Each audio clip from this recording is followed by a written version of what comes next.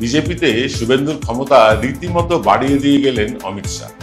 ওদিকে মোদী এবং শাহের সভায় ডাকই পেলেন না এ যাবৎকালের বঙ্গ বিজেপির সফলতম সভাপতি দিলীপ ঘোষ। আর এতেই খুশির হাওয়া ছড়িয়ে পড়েছে তৃণমূলের অন্তরে। কিন্তু এই খুশির কারণটা কি, সেটাই বলবো আজ আপনাদের।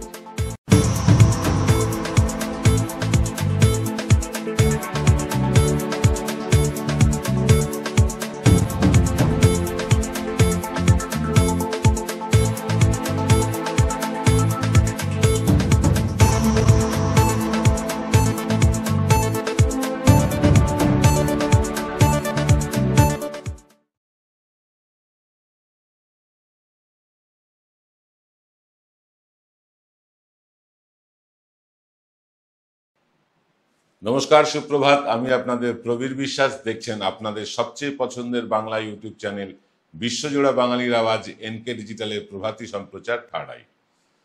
শুভেন্দু যেদিন থেকে জার্সি বদলেছে, মানে রাজনৈতিক জার্সি বদলেছে, সেদিন থেকেই অমিতজির চোখের মণি, যাকে বলে ব্লু আইড বয়। এর পেছনেও নির্দিষ্ট কয়েকটা কারণ আছে। নন্দীগ্রামের নির্বাচনে লোডশেডিং করে হোক বা অন্য যে কোনো কারণে হোক, মমতা বন্দ্যোপাধ্যায়কে হারিয়েছেন শুভেন্দু। এটা বাস্তব সত্য। যদিও সে মামলা আজও বিচারাধীন। 5 বছর হতে চলল, আরো একটা নির্বাচন করা নাড়ছে দরজায়, তবু কেন যে আদালত এই মামলার ফয়সালা করতে পারলো না, তা কিন্তু সবার অজানা। আমরাও বহু চেষ্টা করে এই ঘটনার সত্য উদ্ঘাটন করতে পারিনি। এই ব্যর্থতা কিন্তু আমাদের। কিন্তু সাফল্য হলো শুভেন্দুর।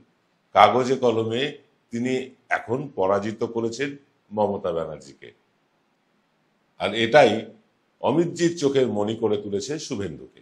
অমিতজি মনে করেন, একটা কেন্দ্রে যখন মমতাকে মাত করে দিয়েছেন শুভেন্দু, তখন অন্তত 150-200 কেন্দ্র শুভেন্দুই মাত করে দিতে পারবেন মমতাকে এবং তার দলকে। এই ভাবনার প্রকাশ নেতাজি ইন্ডোরের সভায় দিলীপ ঘোষের এবং পুরনো বিজেপি নেতা কর্মীদের ডাক না পাওয়া বা অমিত শাহের মেরে পেয়ারে দোস্ত শুভেন্দুজি বলার মধ্যে দিয়ে কিন্তু স্পষ্ট। কিন্তু ডার্ক রিয়ালিটি কিন্তু অন্য। সেটাই একটু খুলে বলি আজ। এখানেও কিন্তু আরএসএস এর সাথে বর্তমান বিজেপির নেতৃত্বের ঠান্ডা একটা লড়াই চলছে। আরএসএস চায় রাষ্ট্র ক্ষমতা হোক বা সাংগঠনিক ক্ষমতা, তাতে আরএসএস এর পুরনো কর্মীরাই থাকুক। আর অমিতজি এবং 56 ইঞ্চি বাবু গুজরাট লবি চায় তাদের অনুগামীরাই সর্বত্র দলের, প্রশাসনের, শাসন ক্ষমতায় সব জায়গায় থাকুক। দেশ জুড়ে নাগপুর এবং গোরখপুর লবির একচ্ছত্র আধিপত্য ভেঙে সবাই গুজরাটি ব্রাদার্সের জুতো চাটুক, এটাই তারা চায়। তাই তাদের প্রথম পছন্দ অন্য দল থেকে আসা এমন কিছু নেতা যাদের বিরুদ্ধে অভিযোগের পাহাড় আছে। 3টে উদাহরণ দিই, সেটাই যথেষ্ট হবে। 1, হিমন্ত বিশ্ব শর্মা। তিনি আসামের মুখ্যমন্ত্রী, যার বিরুদ্ধে রীতিমতো বই ছেপে প্রচার করেছিল বিজেপি। চিটফান্ড সহ নানান কেলেঙ্কারিতে অভিযুক্ত এই হেমন্ত বিশ্ব শর্মা। অসম বিজেপিতে অসংখ্য যোগ্য লোক থাকা সত্ত্বেও মুখ্যমন্ত্রী হয়েছেন হিমন্ত বিশ্ব শর্মা। দ্বিতীয় হলেন শুভেন্দু, আমাদের আদরের মেজ খোকা। তার নারদা স্টিং অপারেশনের ভিডিও বিজেপি পার্টি অফিস থেকেই প্রথম দেখানো হয়েছিল।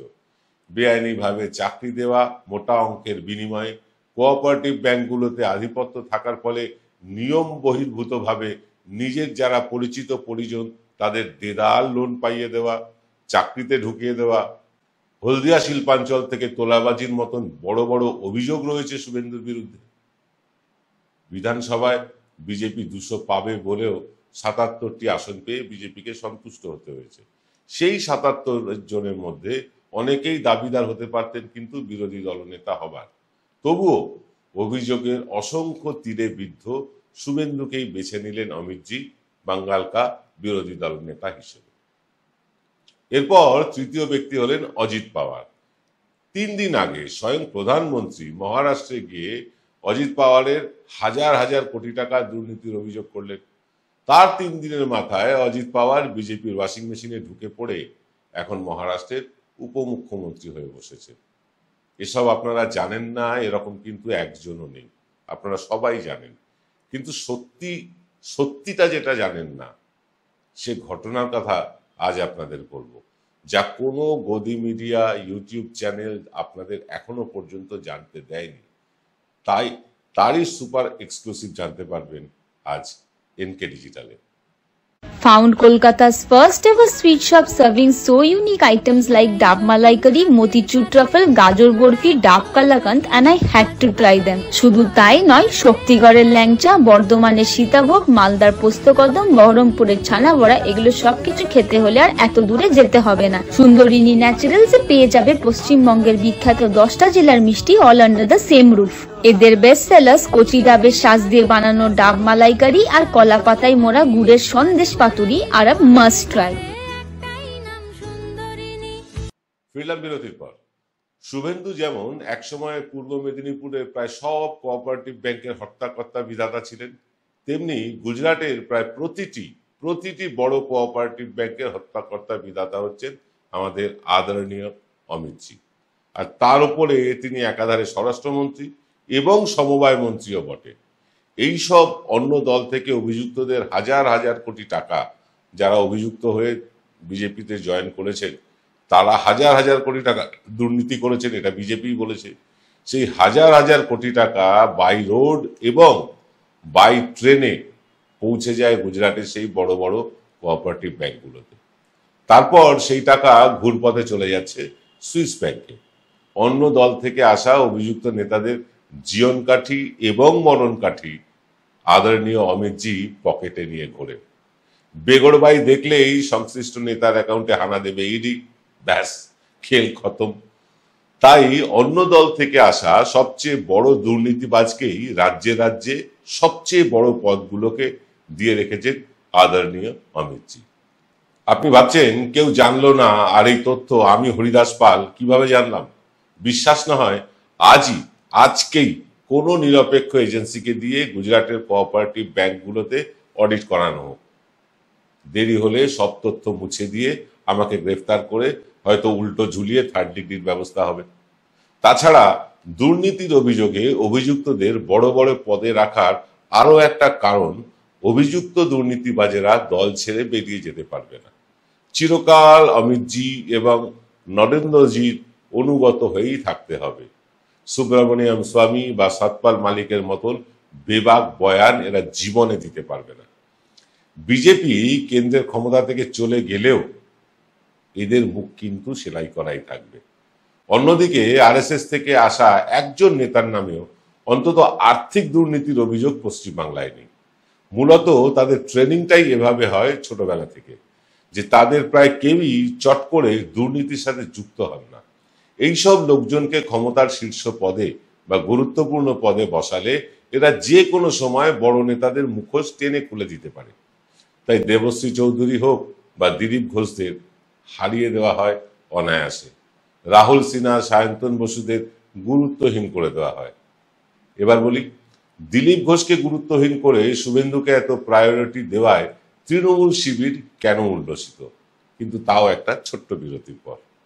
জয়গুরু রত্নভান্ডার জ্যোতিষ সীমা, এখানে গোল্ড মেডেলিস্ট জ্যোতিষী বসেন। হাই কোয়ালিটির আসল গ্রহরত্ন সবচেয়ে কম দামে এখানে পাওয়া যায়। স্থান বেলঘড়িয়া, রানী পার্ক, বটতলা, 2 নম্বর রেলগেটের নিকটে। 9681345722 এবং 9007778922।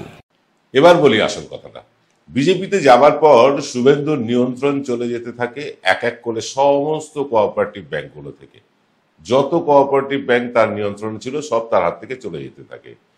যে কোঅপারেটিভ ব্যাংকগুলো থেকে গুজরাটের কোঅপারেটিভ ব্যাংকে নামে বেনামে দেদার টাকা ট্রান্সফার হয়েছে, সেই সব ব্যাংকের পরিচালন কমিটিগুলোতে এখন তৃণমূলের লোকজন, এগুলো সব তৃণমূলের কবজায়। ফলে কোন অ্যাকাউন্ট থেকে কোন কোন তারিখে কত টাকা কোথায় কোথায় ট্রান্সফার হয়েছে বা কে ট্রান্সফার করেছে, এসব খুঁজে বার করতে 1 মাসের বেশি সময় লাগার কথা নয়। আজ যে শুভেন্দুর উন্মত্ততা দেখছেন না, পাগলের মতন প্রলাপ বকতে দেখছেন, তা যে শুধু দলে বা প্রশাসনে অ্যাবসলিউট ক্ষমতা পেয়েও না পাওয়ার কারণে তা কিন্তু নয়। অনেক কিছু প্রকাশ হয়ে যাওয়ার আশঙ্কাতেও দিন গুনছে শুভেন্দু, রাতের ঘুম উড়ে গিয়েছে মেজ খোকার। তাই 10 বছর আগের শুভেন্দু আর আজকের শুভেন্দুর আচার আচরণে আসমান জমিন ফারাক। শুভেন্দু মুসলিম তোষণ নিয়ে কথা বললেই তৃণমূল দেখিয়ে দেবে ইমাম মুয়াজ্জেম ভাতা, ঈদগাহ উন্নয়ন এসবের পাশাপাশি দক্ষিণেশ্বর কালীঘাটের স্কাইওয়াক, দীঘার জগন্নাথ ধাম।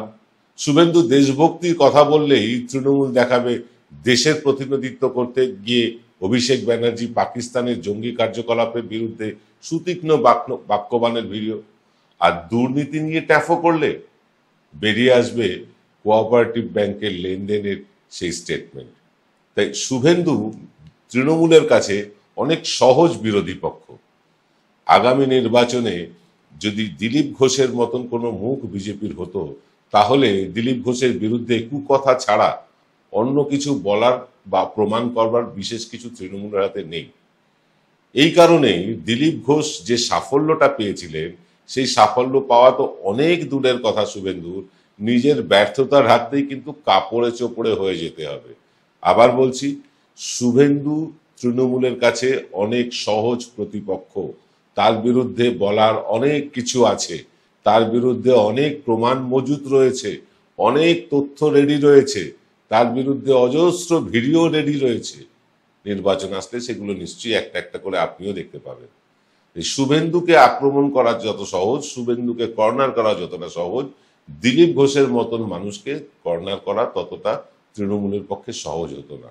তাই দিলীপ ঘোষ, সুকান্ত মজুমদার বা যারা আছেন আরএসএস করা লোক, তারা এক সাইডে হয়ে যাওয়ার ফলে এবং শুভেন্দুর হাতেই মূল ব্যাটিং চলে আসার ফলে উল্লসিত হয়েছে তৃণমূল। সুকান্ত মজুমদারের কথা ধার করেই বলি, পিকচার আভি বাকি হ্যায়, খেলা এখনো অনেক বাকি আছে। নমস্কার।